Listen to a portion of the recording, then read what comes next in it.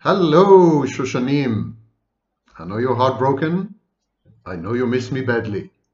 You can tell me everything in strict confidence.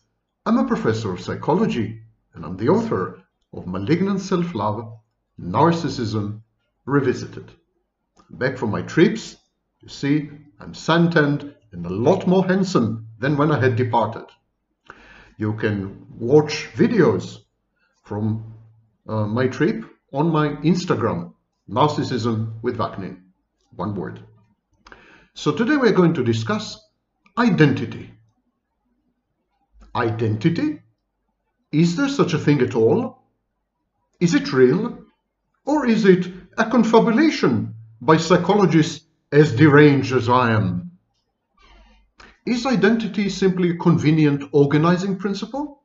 Or is it a real construct hiding somewhere within our minds? I mean, those of you who have minds. So, let's dive right in. Modern psychology is permeated, suffused by concepts and constructs of dubious provenance and even less impressive evidence. Yes, I can say safely that the pseudoscience known as psychology is not exactly evidence-based. Consider, for example, the individual. What on earth is the individual without, for example, social interactions? Consider the concept of personality. Consider the self. All of them are useful literary metaphors, but they're not science by any extension of the word. Similarly, that we have a core identity is taken for granted by every psychologist and his dog. But do we? Do we really have an identity?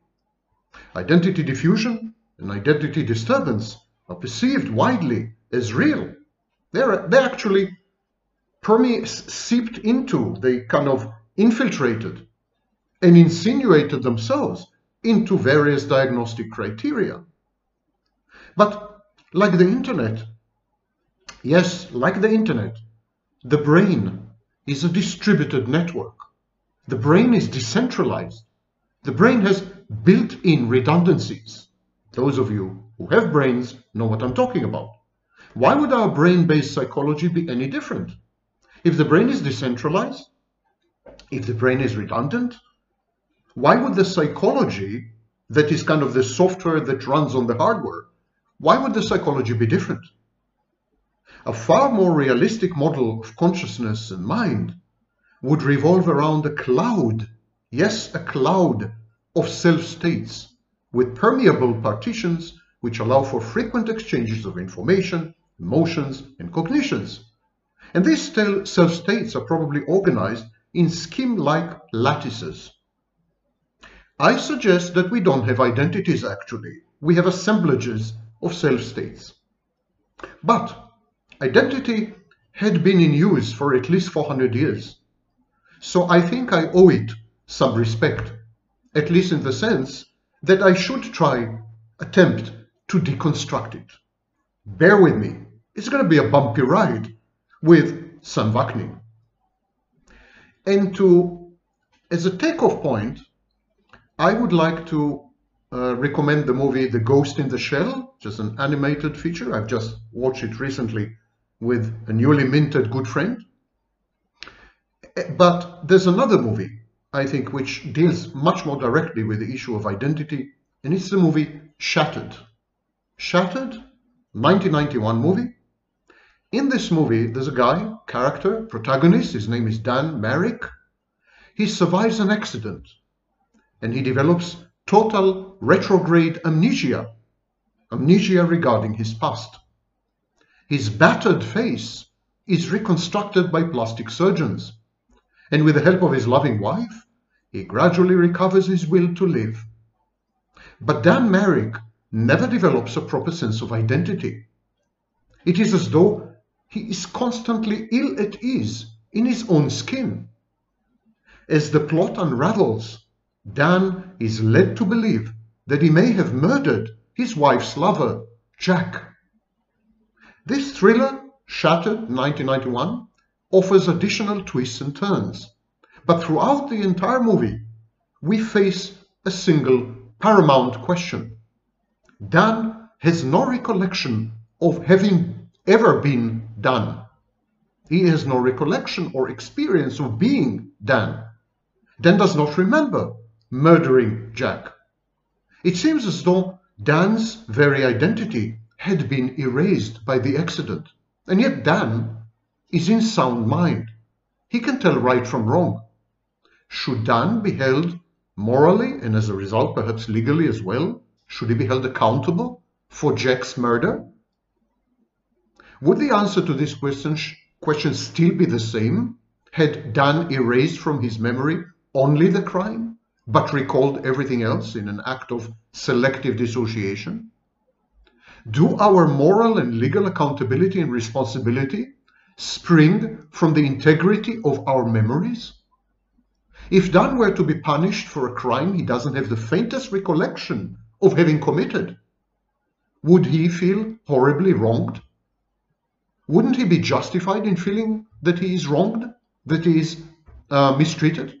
I mean, if I kill someone and then have no memory of it, really no memory, not pretending, but really I have no memory of it, owing, for example, to an accident, should I still be accountable? Should I still do time in prison?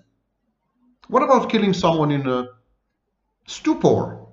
What about killing someone in an alcoholic blackout? There are many, many states of consciousness that involve dissociation and selective amnesia.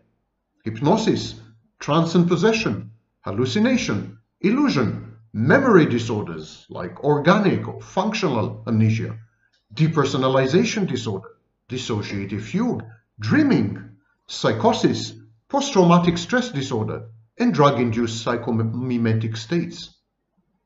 And this is a partial list. Consider, for example, the following. What if Dan were the victim of multiple personality disorder, now known as dissociative identity disorder? What if one of his alters, one of the multitudes of identities sharing his mind and body, one of his so-called personalities, what if this personality had committed the crime? Should Dan, the totality of Dan, the entirety of Dan, still be held responsible for the crime? What if the alter John had committed the crime and then vanished, leaving behind another alter, let's say Joseph, in control? Should Joseph be held accountable for the crime that John had committed? What if John were to reappear 10 years after he had vanished? What if he were to reappear 50 years, 50, after he had vanished, having committed the crime? What if John were to reappear only for a period of 90 days and then vanish again? And what is Dan's role in all this? Who exactly then is Dan in multiple personality disorder? Who is Dan? Who are you? Who are you? That's the question of identity. Buddhism, of course, compares men to a river. Both men and a river retain their identity despite the fact that their individual composition is different at different moments. The possession of a body as the foundation of a self-identity is a very dubious proposition. Bodies change drastically in time. Consider, for example, a baby compared to an adult. Almost all the cells in the human body are replaced every few years, with the exception of some parts of the brain. Changing one's brain via brain transplantation also changes one's identity. Even if the rest of the body remains the same, when someone changes your brain in the future, you wouldn't be the same person. And I must admit, most of you would benefit from such a procedure. Yeah. That was my contemptuous dig of the day. And so the only thing that binds a person together, the only thing that gives a person a self and an identity, is time. Time, or more precisely, memory across time. When I say memory, I mean personality, skills, habits, retrospected emotions. In short, all the long-term imprints and behavioral patterns. The body is not an accidental and insignificant container. That's not what I'm trying to say. The body constitutes an important part of one's self-image, self-esteem, sense of self-worth, sense of existence, spatial, temporal, and social, etc., etc. We all need bodies, some of us more than the others. But one can easily imagine a brain in vitro, in a vial, in the lab.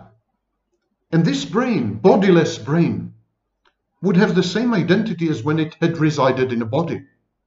One cannot imagine a body without a brain, or with a different brain, as having the same identity it has had before the brain had been removed or replaced. But one can imagine the opposite, a brain without a body.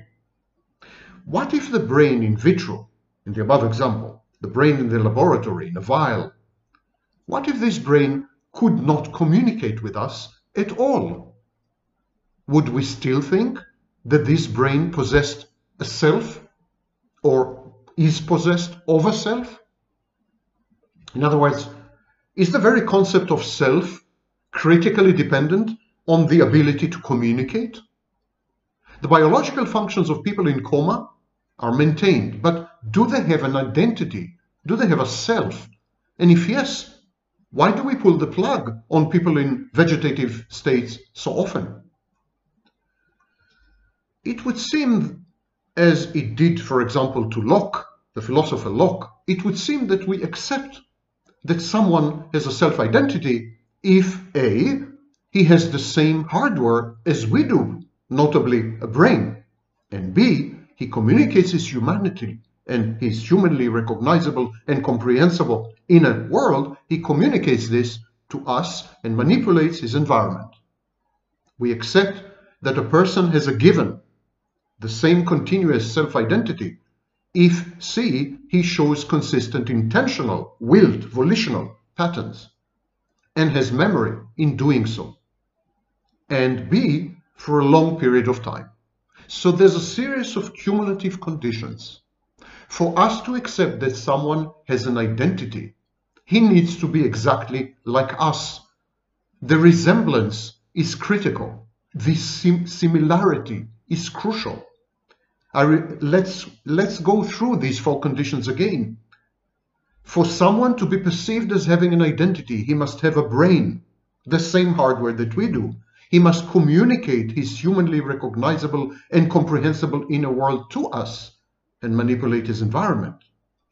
He must show consistent volitional patterns and memory, and he must do this for a long observable period of time. It seems that we accept that we have a self-identity, that we are self-conscious, if A, we discern, usually through introspection, long-term, consistent, intentional, willed, volitional patterns and memories in our manipulation relating to our environment. And B, when others accept that we have a self-identity. People like Herbert Mead and Feuerbach analyze this crucial second component. For us to feel that we have a self-identity, this self-identity needs to be acknowledged by other people.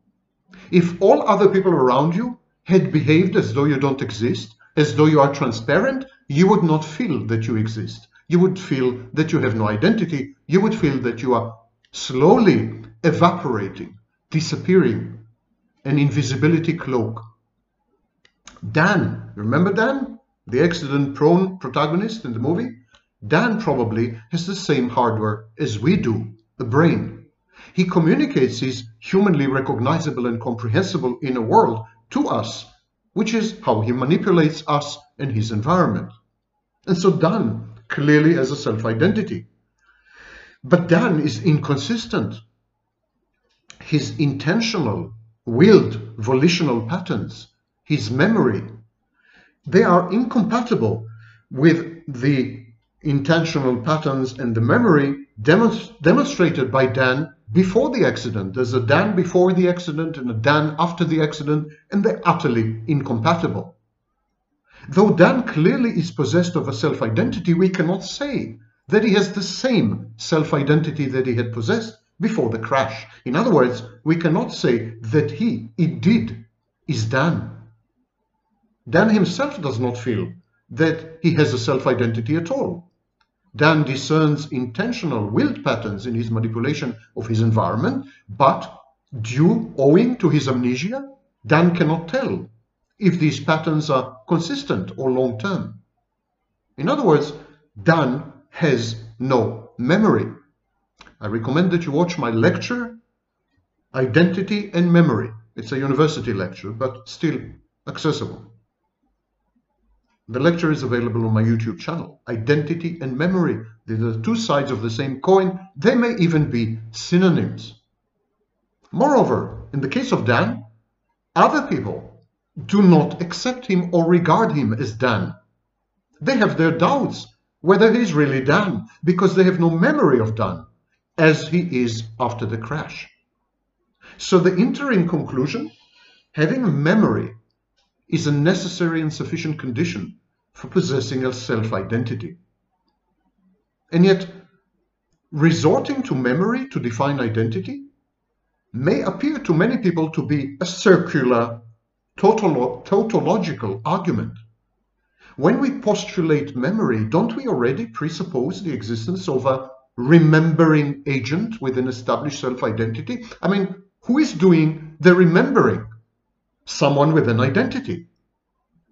Moreover, we keep talking about discerning, intentional, willed, volitional patterns of behavior, but isn't a big part of our self in the form of the unconscious, where there are repressed memories? So a big part of what constitutes the self is inaccessible to us. You can't access your unconscious. If you can't access your unconscious and it is full of memories, you can't access a big part of your identity. Who is doing the discerning, the intentional, the willed, the volitional behaviors? Who is committing them? This alleged agent, someone with agency, has no access to the unconscious, which is 95%, that's the exact figure, 95% of our memories and of the information that we are getting from the environment. 95% is not accessible to you. So in which sense do you have an identity? Don't we develop defense mechanisms against repressed memories and fantasies, against unconscious content incongruent with our self-image and self-perception? Yes, we do. Not only we do not have access to our unconscious, we actively defend against it. We do not allow ourselves to access our unconscious because the outcomes could be very traumatic.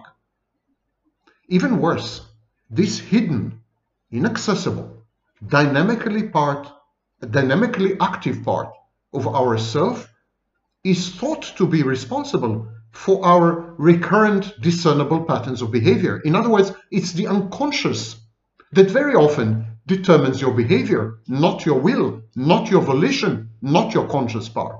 But if you don't have access to your unconscious, who are you? Who is this agent that is committing these behaviors? Your unconscious is hidden, defended against, repressed, and yet it's active, it's dynamic, and it generates behaviors.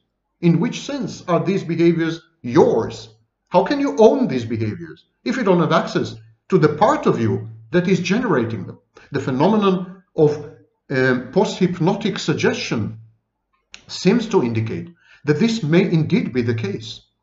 The existence of a self-identity is therefore determined through introspection by oneself and through observation by others of merely the conscious part of the self, never the unconscious, which is the bigger part. But the unconscious is as much a part of one's self-identity as one's conscious part, consciousness. What if, due to some hoax, cosmic divine hoax, what if the roles were suddenly reversed? What if Dan's conscious part were to become his unconscious, and his unconscious part were to become his consciousness? What if the roles were reversed?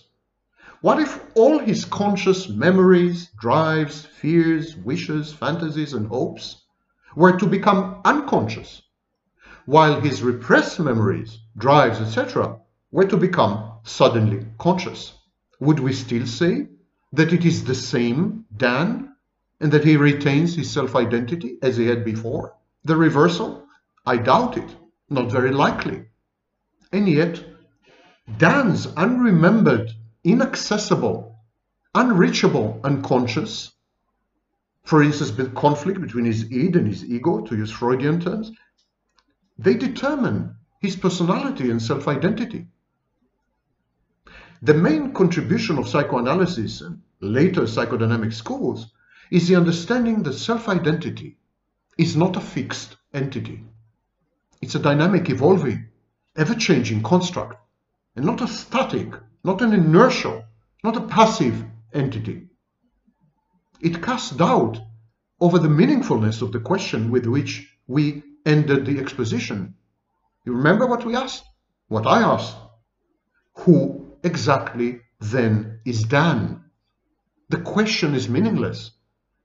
Dan is different at different stages of his life. Erickson, read the work about life stages by Erickson. Dan is constantly evolving in accordance with his innate nature. Jung.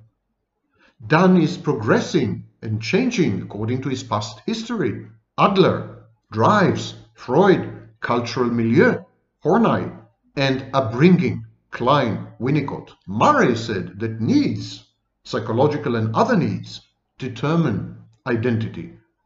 The interplay with the genetic makeup is equally important. Dan is not a thing, he's not an object. Dan is a process. Even Dan's personality traits and cognitive style, which may well be stable, they're often influenced by Dan's social settings, environment, his social interactions. Object Relations School in the 1960s. It would seem that having a memory is a necessary condition, but not a sufficient condition for possessing a self-identity. One cannot remember one's unconscious states, though one can remember the outcomes of these unconscious states. One often forgets events, names, and other information, even if they were conscious at a given time in one's past. And yet one's unremembered unconscious is an integral and important part of one's identity and one's self. The remembered as well as the unremembered constitute one's self-identity.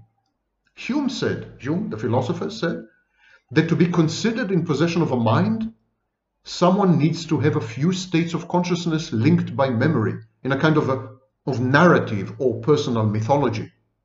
Can this conjecture be equally applied to unconscious mental states, for example, subliminal perceptions, beliefs, drives, interpolations, emotions, desires? Not clear. Can we rephrase Hume and say that to be considered in possession of a mind, someone needs to have a few states of consciousness and a few states of the unconscious, all of them linked by memory into a personal narrative? Isn't it a contradiction in terms to remember the unconscious? There's no memory in the unconscious. The unconscious and the subliminal are instances of the general category of mental phenomena which are not states of consciousness, which are not conscious. Sleep and hypnosis are examples of non-conscious states. But there are background mental phenomena that are also unconscious. For example, one holds onto one's beliefs and knowledge even when one is not aware, not conscious of them at every single given moment. We know that an apple will fall towards the earth. We know how to drive a car automatically, dissociatively. We believe that the sun will rise tomorrow, even though we do not spend every second of our waking life consciously thinking about falling apples, driving cars, or the position of the sun. And yet the fact that knowledge and beliefs and other background mental phenomena are not constantly conscious, this fact does not mean that they cannot be, in principle, remembered. Unconscious mental phenomena can be remembered either by an act of will or in sometimes involuntary responses to changes in the environment. The same applies to all other unconscious content. Unconscious content can be recalled. Psychoanalysis, for instance, is about reintroducing repressed unconscious content to the patient's conscious memory, and so making this unconscious content remembered. In fact, one's self-identity may be exactly such a background mental phenomenon. Always there, not always conscious, not always remembered. The acts of will which bring identity to the surface are what we call memory and introspection. And this would seem to imply that having a self-identity is independent of having a memory or the ability to introspect. Memory is just a mechanism by which one becomes aware of one's background, always on and omnipresent, all-pervasive self-identity. Self-identity is the object and predicate of memory and introspection. It is as though self-identity were an emergent, extensive parameter of the complex human system, measurable by the dual techniques of memory and introspection. These are profound words, mainly because I wrote them, and so I would like to repeat them. Yes, I'm going to punish you by repeating my hallowed words. Allow me to reread to you these words, this paragraph. It would seem to imply that having a self-identity is independent of having a memory or the ability to introspect.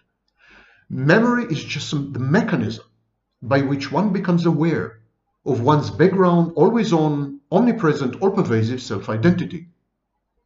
Self-identity is the object and predicate of memory and introspection. It is as though self-identity were an emergent, extensive parameter of the complex human system, measurable by the dual techniques of memory and introspection. In other words, self-identity is a complexity artifact.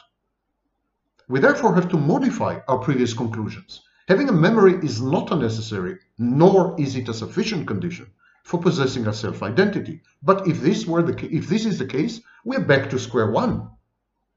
The poor souls in Oliver Sacks's amazing book, The Man Who Mistook His Wife for a Hat, everyone in the book, they're unable to create and retain memories.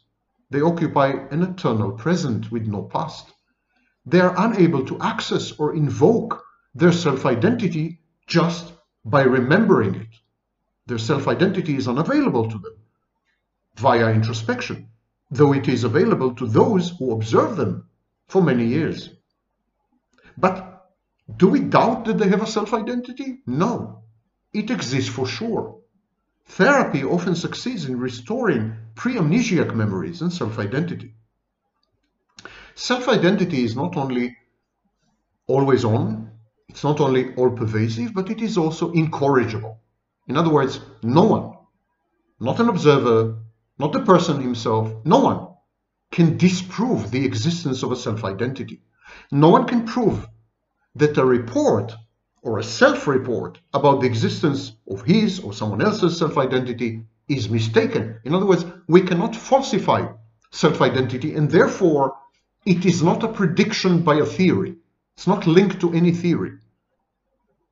It is it's also an open question whether it is equally safe to say that no one, an observer, the person himself, no one can prove or disprove the non-existence of his or others' self-identity. So not only can't we falsify, not only that we cannot falsify the self-identity, we cannot disprove it. Is it equally safe to say that no one, neither an observer nor the person himself, can prove or disprove the non-existence of his self-identity? Would it be correct to say that no one can prove that a report about the non-existence of his or another self-identity is true or false? Let's go back to Dan. Dan's criminal responsibility, he'd been accused of murdering Jack, but he has no recollection of this. following the crash. So Dan's criminal responsibility crucially depends on the answers to exactly these questions. Dan cannot be held responsible for Jack's murder if he were able to prove that he is ignorant of the facts of his action, if he were able to prove the non-existence of his self-identity, or at least the discontinuity of his self-identity. If Dan has no access to his former self-identity, the culprit, the perpetrator, Dan can hardly be expected to be aware and cognizant of these facts, the facts of the crime. What is in question is not Dan's mens rea, his criminal intent. What is in question is not the application of the McNaughton tests. We're not asking, did Dan know the nature and quality of his act? Could he tell right from wrong? These are not the questions here. We're not trying to determine whether Dan had been insane or temporarily insane when he had committed a crime. There's a much broader issue at stake. Is Dan the post-crash Dan, the Dan after the accident? Is it the same Dan? Is it the same person? Is the murderous Dan, is the murderer Dan the same person as the current day Dan after the accident? And even though Dan himself seems to own the same body and own the same brain and is manifestly sane, he patently and obviously has no access to his former self-identity before the crash. Dan has changed so dramatically that it is arguable whether Dan is still the same person. Dan, in a way, had been replaced, mind-snatched. And finally, we can try to unite all the strands of our discourse into this double definition. It would seem that we accept that someone has a self-identity if the following conditions are fulfilled. Number one, he has the same hardware as we do, notably a brain, and by implication, he has the same software as we do, an all-pervasive, omnipresent self-identity. Condition number two, he communicates his humanly recognizable and comprehensible inner world to us and manipulates his environment. We accept that he has a specific, the same continuous self-identity. Condition number three, he shows consistent, intentional, volitional, willed patterns, unified via memory. And number four, he had been doing this for a long observable period of time. It seems that we accept that we have a specific self-identity, that we are self-conscious of a specific identity. If, number one, we discern, usually through memory and introspection, a long-term, consistent, intentional, willed, volitional pattern of behaviors unified by memory in our manipulation relating to the environment. And the second condition is that others accept that we have a specific self-identity. So others are very crucial to the issue of self-identity. It seems that the self is relationally determined, like a node in a network or like a Venn diagram where two circles overlap, and the overlap is us. In conclusion, Dan undoubtedly has a self-identity. He is human, and so he is endowed with a brain. But equally undoubtedly, his self-identity is not Dan's, is not his own. It's a new self-identity, unfamiliar one. And this is the stuff of nightmares. Body snatching, demonic possession, waking up in a strange place, not knowing who we are, after an alcoholic blackout, for example, without a continuous personal history, without long-term memories. When the hippocampus is impaired, we don't exist. It is what binds our various bodies, states of mind, memories, skills, emotions, and cognitions. This binding, this glue, creates a coherent bundle of identity. Dan speaks, Dan drinks, dances, talks, even makes love. But throughout that time, he is not present. because he does not remember Dan. He does not recall how it is to be Dan. He may have murdered Jake, but by all philosophical and ethical criteria, it was most definitely not his doing, and therefore not his fault. I exonerate you, Dan. Go on with your life as a new person.